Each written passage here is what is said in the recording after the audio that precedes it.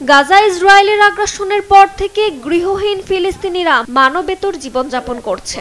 অনাহারে অর্ধাহারে দিন পার করছে বেশিরভাগ মানুষ।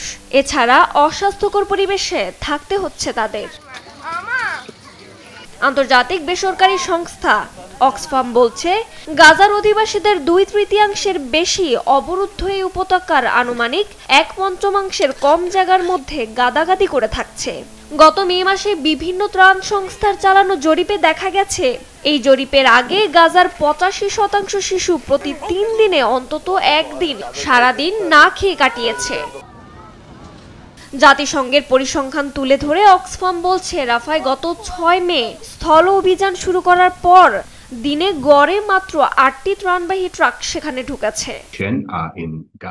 গাজার প্রায় অর্ধেক জনসংখ্যা খাদ্য নিরাপত্তায় ভুগছে।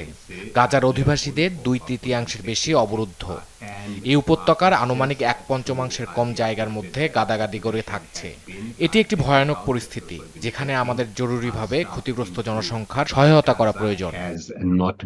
এদিকে দক্ষিণ গাজার উপকূলীয় আল মাওয়াসির মতো কিছু এলাকা মানবিক অঞ্চল হিসেবে চিহ্নিত করেছে ইসরায়েলি বাহিনী, অথচ সেখানে পানি সরবরাহ বা স্যানিটেশন সেবা নেই বললেই চলে।